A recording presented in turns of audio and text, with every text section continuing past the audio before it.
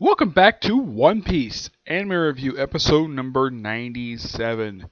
This one I'm just reviewing the 885th episode of the anime, The Dark Recesses of the Holy Land of Mysterious Giant Straw Hat. I will get to that toward the end of the review. No, there's no new chapter of the manga. There really isn't. I checked. There is none. This is the first of 4 videos I'm doing today, along with my review of Barto, Dragon Ball Super. But I'm also going to review the newest chapter, Black Clover, because I read it today. I was not going to read it Tuesday, but I read it today anyway, so I figured I want to review it because I read it. That was really good. But you'll get my thoughts on it soon. This episode is adapted from the last 7 pages of chapter 906, basically pages 11 through 17. This episode picks up where last week's episode left off, where just after we have the meeting between Rebecca, Sarahoshi, and Vivi, we also see, first we see Sai. He makes a return for the first time since Dressrosa. Matter of fact, several characters make their debuts, returns to Dressrosa in the series, in the anime. Yeah, a lot of them haven't seen since then. Well, except for Leo, of course, he returned this arc as well. And of course, Sai himself says that after he finishes his bodyguard duty for this particular assignment, he's leaving the service of his country just so he can become a pirate. Yep. And, of course, Leo's crew is here too. They're here as basically secret bodyguards for Rebecca. And of course, they bring up, show a flashback of, all the division commanders.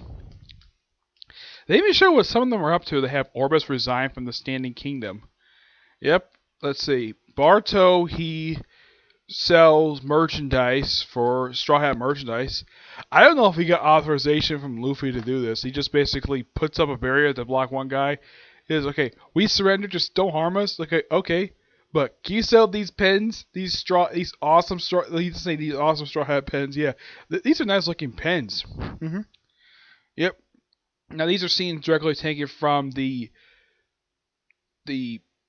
stories of the self-proclaimed Straw Hat Fleet. Now I can't tell exactly what chapters covers these come from because the episode doesn't list it. And now if the side shows up, we have Warple, which Sarahoshi is in the manga. It's is he a friend? He's no, he's an enemy. Yeah, Vivi hates of what happened during the Junk Kingdom arc, and this is where you pretty much have a pretty well told abridged retelling of the Drum Kingdom arc. Not the entirety of it per se. We see the beginning of it. Well, not the direct beginning of it. Basically, when the Straw Hats first arrive in Drum Kingdom, we see that. We see the fight with Warple, and of course, Chopper leaving to go off with Luffy. Yeah, basically, some of the good parts, but not the entire thing. The arc itself took up almost an entire. It's actually one of the shorter arcs of the entire series in the anime. Yeah, it took up I think it was half a season that the Jump Kingdom arc did. Not a bad idea to reference the Jump Kingdom arc because only you have Warple. And of course, then all of a sudden, Dalton shows up. Oh yeah, they do not show exactly what happened here. What happened with Warple after he was thrown out of Jump Kingdom, which now named the Sakura Kingdom. Yeah, though for some reason in the translation, I thought this was really weird. In the manga, they refer to his country as the Dark Drum Kingdom. In the anime, they refer to it as the Evil Drum Kingdom, which... Okay, I don't get why we changed one word of the name of this kingdom. Or, I think they call it the Black Drum Kingdom. Yeah, they call it the Black Drum Kingdom in the manga. But for some reason, in the anime, they call it the Evil Drum Kingdom. I mean, it's a minor word change, but it's the same country. Oh yeah, and they also mentioned his wife is basically... Even though she was actually a model... Apparently, they describe her as a gold digger in here, which I thought that was weird. And I even like the fact that he pokes fun of Carl for his age. And what does she do? She throws a bottle up one of her bottles, and of course she constantly drinks. I'm she's a doctor and she drinks heavily. I'm how is this woman not drunk? And in case you wondered, is there a scene of the Straw Hat crew in this episode? Unlike in the manga, with the exception of the opening chapter, the Straw Hat crew, what's there anyways, the Sandra Shoe team, are actually absent from this entire story. After the opening part in the manga, they didn't show up again until chapter 2 of the Wano arc. Yep. This episode, they actually make a brief appearance for like one brief scene. We see Luffy in his spot on the head of the ship. We have Carrot in the kitchen with Sanji. And we have Chopper, basically, of course, mentioning the greatest arc in the world. Of course, and we're thinking he's probably Clef. It's probably one of his mentors. And of course, she thinks she refers to Chopper as her stupid son. Well, I'm not going to judge her for that. She did, after all, sort of raise him after the previous doctor was killed. Yeah, what happened with him was that apparently Warple did this thing where, with the exception of 20 doctors, all the rest of the doctors had to vacate the country because of how evil a man Warple was. He wanted to control his people by controlling their medicine. Wow, that is so stupid. Yeah, that's by far the dumbest thing.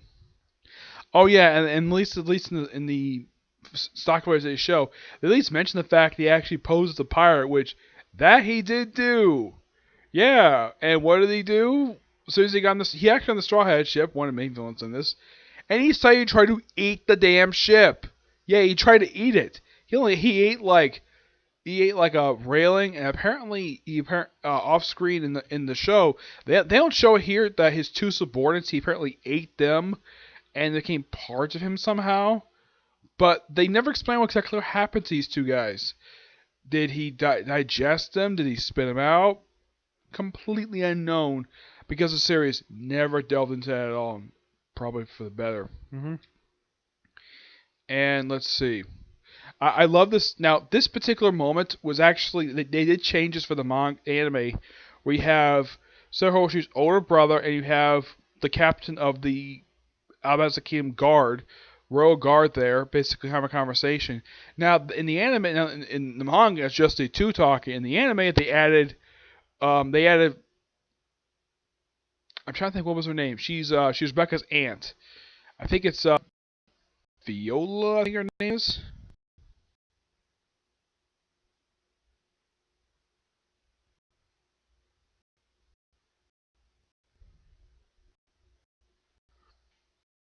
Yeah, Viola. Yeah, they actually add her to this particular moment because she was not there in the original story at all, because it was just the two guys talking. Here they added her there because that actually makes sense. I'm sure Oda he must have forgotten to add her there because, well, you have Sarah Hoshi, Vivi, and Rebecca talking. So why not three people from their countries, people they know, have a conversation as well? And for some reason, they just threw in Sarah Hoshi's eldest brother, and Cobra's basically captain of the guard. That's it. Not Viola. I'm glad they added her in because, well, it makes perfect sense to add her in. This overall was a really good episode, and oh, before I end this review, I've got to talk about the ending, and this is like in the manga. Okay, we see this guy in silhouette. Yeah, in the manga, we have no idea. Like, Oda is not revealed yet who this guy is at all. You see him walking out. You only see him very briefly in the manga. This scene is roughly taken from like a handful of panels. Yeah, the last like minute of the episode. And you see him just walking down the steps with Luffy's wanted poster for some reason. And he unlocks some mechanical. This is of course underneath the Holy Kingdom. Also, Doflamingo makes a return to the series. First time since Dressrosa. And he's a cell. And pretty much his lines are pretty much full record for the manga. No really change here. He's basically on the bottom of Impel Down. Excuse me, because he knows a secret about the Mary Joes. And what's down there? This guy in silhouette opens up a door. It looks like it's a freezer. And what's inside there? A giant straw hat. Which, by the way, has never been explained why the heck this is different here. I mean, it's possible this is worn by a giant, but this has never been delved upon at all. I mean, you show it. Oda showed this thing, and then he never went back to the straw hat. He did go back to the guy in silhouette. Apparently, from what they don't show what this guy is, but it's revealed this guy is the ruler of the world in the One Piece series. Yes, he's the ruler of the world, but they will not show exactly what the heck this guy looks like. And apparently, it even shows in the opening titles, the five elder stars, which I call these guys the five idiots, how very much how much dicks these people are, and they apparently are bowing to him to the empty throne. Oh yeah, and they also show later on, I remember from the manga, that the king of the country that the Luffy is from, apparently he wants to on the empty throne. He's chased away, and of course they have the actual king of the world come in. Of course, he apparently is kept so secret that only Elder Stars know about basically this guy's existence at all. I mean, the viewers know about him too. Yeah, and plus, I love the fact now in the manga, you only see this guy briefly, roughly. This whole scene is basically extended from about, I think, about 3 or 4 panels, because you see the long poster, you see his silhouette, and then you see the straw hat. Here they actually managed to add some steps here and the whole mechanical thing. I love this extended sequence, and I gotta give high praise to Toei for making this scene so interesting and such a big mystery. But we're not gonna follow up with this. Oh no! We're going to do something really stupid next week. By adapting a portion of this arc I didn't really like at all. I did not like this at all. Where Sohoshi was trying to be this celestial dragon. This idiot. There's one celestial dragon basically is quite nice. I will get to him next week's episode. But this guy, yeah, we're getting to the portion of this particular arc that's not, it's the darkest part of this manga. Of this arc, where this guy tried to take Hoshi as a slave. And apparently, and I don't remember these guys being here in the manga. Apparently, CP0's here, even though they were not there in the manga. Yeah, they were there. They were in Dressrosa. They were not here for this arc, if I remember. No, I believe they were absent. I'm not sure why the heck did the anime thought we could add CP0. Yeah, and CP0, what the members of this group is made up of the remains of CP6. Or I think it's CP7. The same people who kidnapped Nico Robin and tried to take her to, I think it was like Impel. I think they tried to take her to, I think it was like Impel. They tried basically to take her in custody. Yeah, but look up Luffy actually freed them. And last time I saw Rob Lucci, last time he was seen in the anime, he got the crap beat out by Luffy.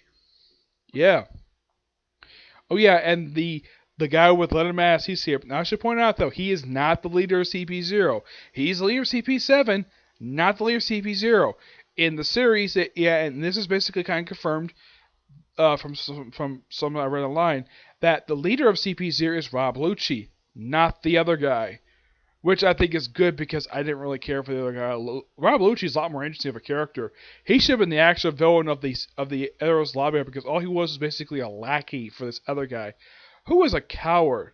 The best thing that happened to him was basically the guy got his spine snapped by Nico Robin. He didn't die per se. She just used her power, bend this guy, and basically twist him in half. Didn't kill him, but he broke his back. And my guess is he probably was on the shelf for 2 years. Yeah. So yeah, that is really it for this particular review. Good episode, but I'm not looking forward to what they're gonna show for next week because this was not a portion of this arc. I did not like this part. I didn't hate it. It's not good. I basically just didn't like this at all. But I did like the ending of the chapter this was. Though, as of right now, there's only 2 chapters left of this arc.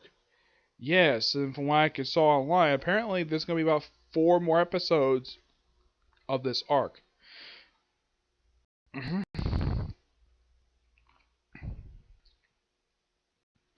think it's like 4 episodes. At least 3. Yeah, I think there's about 3 more episodes left.